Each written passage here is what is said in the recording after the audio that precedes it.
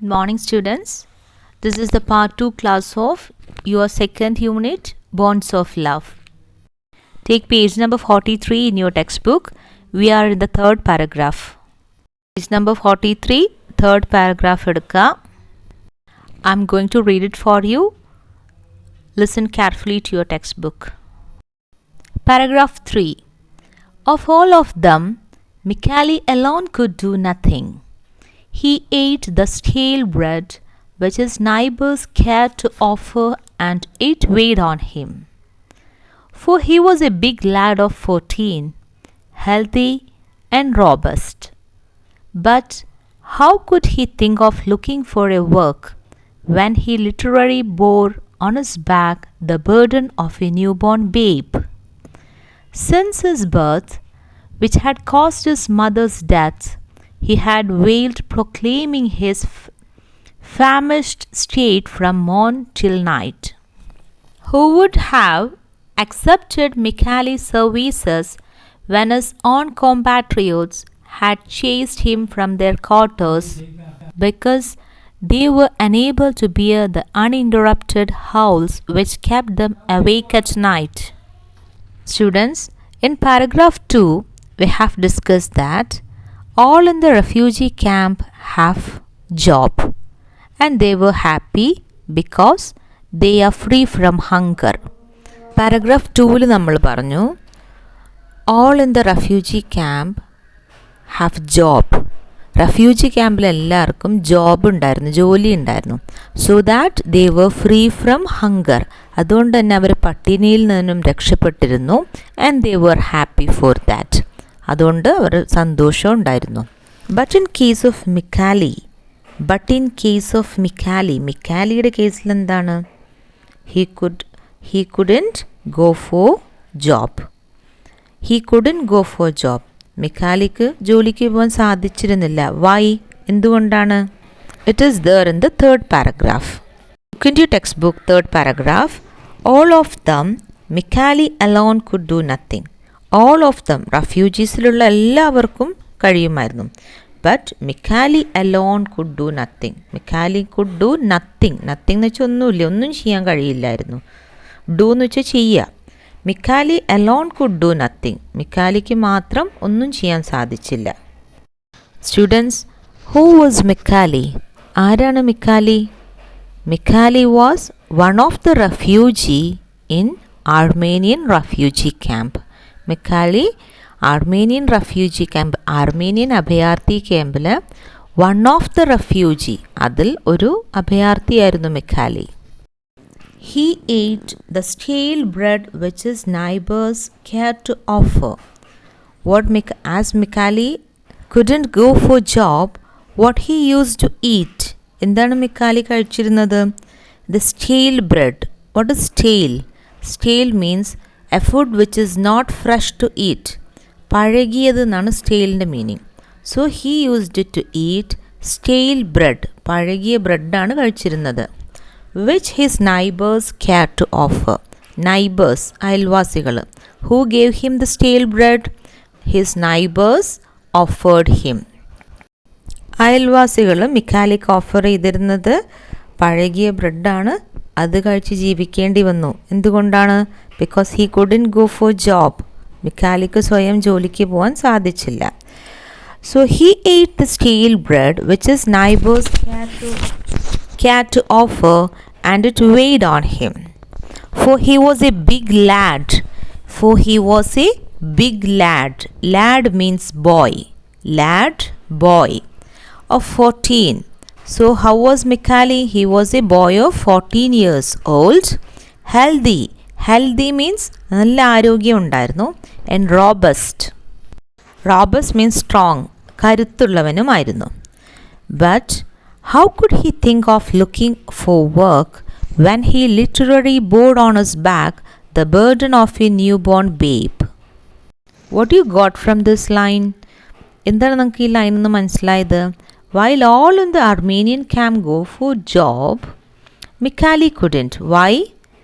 എല്ലാവരും ജോലിക്ക് പോകുമ്പോൾ ആർമേനിയൻ ക്യാമ്പിലുള്ള എല്ലാവരും ജോലിക്ക് പോകുമ്പോൾ മിക്കാലിക്ക് സാധിച്ചില്ല. വൈ? എന്തുകൊണ്ടാണ്? Because he had to bear on his back the burden of a newborn babe. ഇപ്പോൾ പ്രസവിച്ച നവജാത ശിശു, ഇപ്പോൾ പ്രസവിച്ച് ഒരു ബേബി ഉണ്ടായിരുന്നു. He have to bore on his back.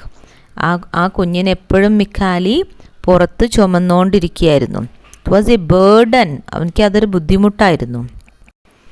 Since his birth, which had caused his mother's death, he had wailed, proclaiming his famished state from morn till night.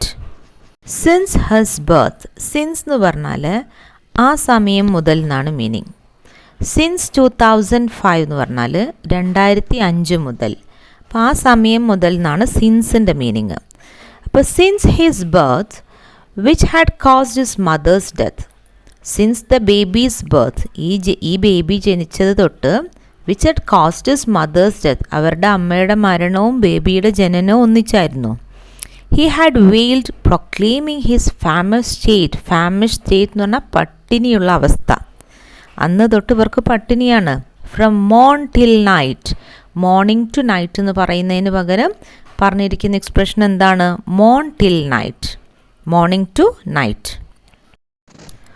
Who would have accepted Michali's services when his own compatriots had chased him from their quarters because they were unable to bear the uninterrupted howls which kept them awake at night?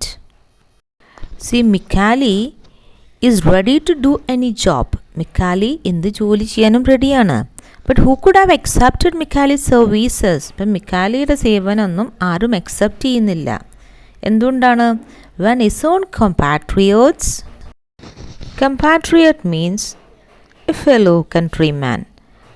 ഇവിടെ meaning അവരുടെ കൂടെ താമസിക്കുന്ന Armenian ക്യാമ്പിൽ മറ്റാളുകൾ. His own കമ്പാട്രിയറ്റ്സ്. നമ്മളിപ്പോൾ സ്വഹാബികൾക്കും കമ്പാട്രിയറ്റ്സ് എന്നാണ് പറയാം. സ്വഹാബികളില്ലേ, സ്വഹാബികൾക്കും കമ്പാട്രിയറ്റ്സ് എന്നാണ് പറയാം. അപ്പോൾ who would have accepted Mikali's services when his own compatriot had chased him. Chased എന്ന് വെച്ചാൽ ഓടിക്കുക, അവിടെ ഒരു സ്ഥലത്തുനിന്ന് ഓടിച്ചു കളയുക. From the quarters. അപ്പോൾ ഈ മിക്കാലിയുടെ കമ്പാട്രിയേറ്റ്സ്, ആ റെഫ്യൂജി ക്യാമ്പിൽ കൂടെ താമസിക്കുന്ന ആളൊക്കെ മിക്കാലിനെ ചേസ് ചെയ്യാണ്, ഓടിക്കുകയാണ്. ഫ്രം ദി ക്വാർട്ടേഴ്സ്, അവരുടെ ക്വാർട്ടേഴ്സ് നിന്ന്. Because they were unable to bear the uninterrupted howls. Howl എന്ന് വെച്ചാൽ അലർച്ച. അൺഇൻറ്ററപ്റ്റഡ് ഹൗൾസ്, ഈ എന്തിൻ്റെ അലർച്ചയാണ്? ഈ കുഞ്ഞിൻ്റെ അലർച്ച കാരണം. Which kept dum അവേക്ക് at night. Night രാത്രി, അവേക്ക് എന്ന് വെച്ചാൽ ഉണരുക. അതായത് രാത്രി ഉറങ്ങാൻ സമ്മതിക്കാത്ത രീതിയിലുള്ള ഈ മിക്കാലിയുടെ ന്യൂബോൺ ബേബിയുടെ ഹൗൾസ്, അലർച്ച കാരണം മിക്കാലീൻ്റെ സർവീസ് ഒന്നും ആർക്കും വേണ്ട. മിക്കാലീനെ ഒരു ജോലിക്കും ആരും എടുക്കുന്നില്ല. ഹിസ് ഓൺ കമ്പാട്രിയേറ്റ്സ്, മിക്കാലിയുടെ തന്നെ കൂടെ താമസിക്കുന്നവർ വരെ മിക്കാലിനെ ചേസ് ചെയ്യാണ്. ചേസ് എന്ന് വെച്ചാൽ ഓടിക്കുകയാണ്. ഫ്രം ദ ക്വാർട്ടേഴ്സ്, അവരുടെ താമസ സ്ഥലത്തുനിന്ന്. I hope it's clear for you students. Now you have to pause the video and read the paragraph yourself loudly. Now let's go to paragraph 4. Look into your textbook carefully. Paragraph 4. Michali himself was dazed by these cries. His head was empty and he wandered about like a lost soul, dying from lack of sleep and weariness, always dragging about with him the deafening burden that had been borne for his misfortune, and its own, and that had so badly chosen the moment to appear on his death, as the moment to appear on this earth. Everybody listened to it with irritation. They had so many troubles of their own, and they all pitifully wished it would die. Michali himself was dazed. Dazed എന്ന് വെച്ചാൽ unable to think properly. നല്ലപോലെ ഒന്ന് ചിന്തിക്കാൻ സാധിക്കാതിരിക്കുന്ന അവസ്ഥ. That is dazed. For example, dazed ഒരു സെൻറ്റൻസിൽ എങ്ങനെ യൂസ് ചെയ്യും? I was dazed and confused at that moment. ഞാൻ ആ സമയത്ത് ഒന്നും ചിന്തിക്കാൻ കഴിയാത്തൊരവസ്ഥയിലായിരുന്നു, ആകെ കൺഫ്യൂഷൻ ആയിരുന്നു. I was dazed and confused at that moment. Now Mikali himself was dazed. അപ്പം മിക്കാലിക്ക് ഒന്നും ചിന്തിക്കാൻ പോലും കഴിയാത്ത അവസ്ഥയായിരുന്നു. Why? By these cries, by the cry of his baby, by the howling of his baby. Howl എന്ന് വെച്ചാൽ എന്താണ്? അലർച്ച. His head was empty. His head was empty. Empty എന്ന് വെച്ചാൽ എന്താണ്? കാലി. Head was empty എന്ന് വെച്ചാൽ ഒന്നും തലയിൽ ഉദിക്കുന്നില്ല. And he wandered about like a lost soul. He wandered about like a lost soul. ഒരു അലഞ്ഞു തിരിയുന്ന ആത്മാവിനെ പോലെ വാണ്ടറിങ് നമ്മൾ നേരത്തെ പഠിച്ചിട്ടുണ്ട്.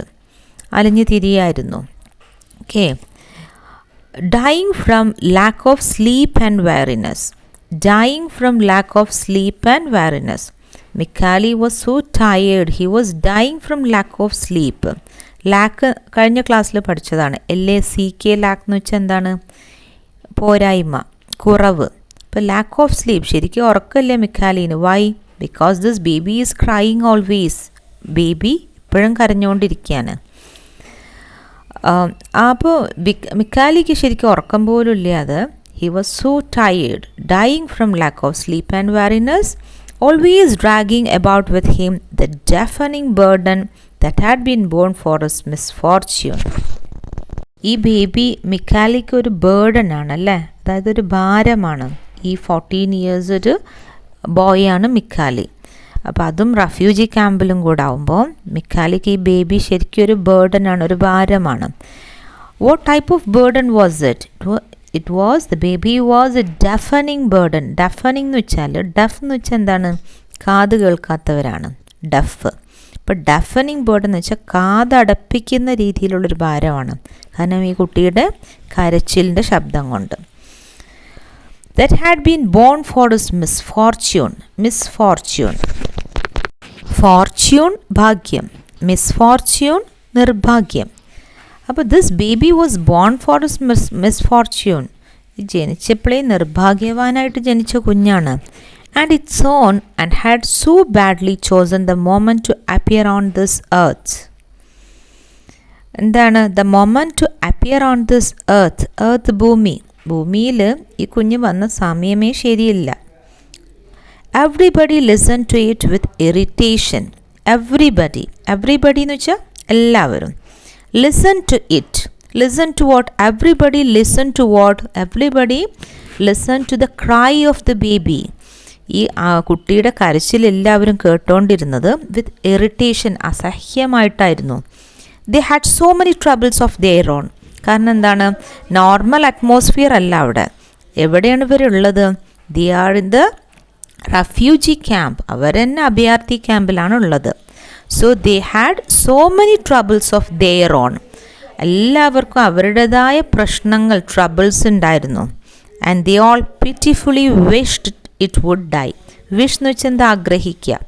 ദേ ഓൾ, അവരെല്ലാവരും പിറ്റിഫുള്ളി വിഷ്ഡ്, ദയനീയമായിട്ട് ആഗ്രഹിച്ചിരുന്നത് എന്താണ്? It would die. What does it hear? The baby. The baby would die. ഈ ബേബി ഒന്ന് മരിച്ചെങ്കിൽ എന്നാണ് ആഗ്രഹിക്കുന്നത്. That much disturbance was the cry of this baby. അത്രമാത്രം ഡിസ്റ്റർബൻസ് ആയിരുന്നു റെഫ്യൂജീസിന്, അഭയാർത്ഥികൾക്ക്. എന്തായിരുന്നു disturbance? The cry of this baby, the howling of this baby, ഈ കുട്ടിയുടെ അലർച്ച. Actually why this baby is crying that much? Actually യഥാർത്ഥത്തിൽ why this baby is crying that much? എന്തുകൊണ്ടായിരിക്കും ഈ കുട്ടി ഇത്രയും തോനെ കരയുന്നത്? എല്ലാവർക്കും ഡിസ്റ്റർബൻസ് ആവുന്നത് വരെ അത്രമാത്രം കരയുന്നത് എന്തായിരിക്കും? Because the new born babe doesn't have mother. അല്ലേ? ഇതിന് മദർ ഇല്ല. It is that much hungry. What this Mikali is searching for? Mikali എന്താണ് സെർച്ച് ചെയ്യുന്നത്? Yes, Mikali is searching for a nursing mother for his newborn brother.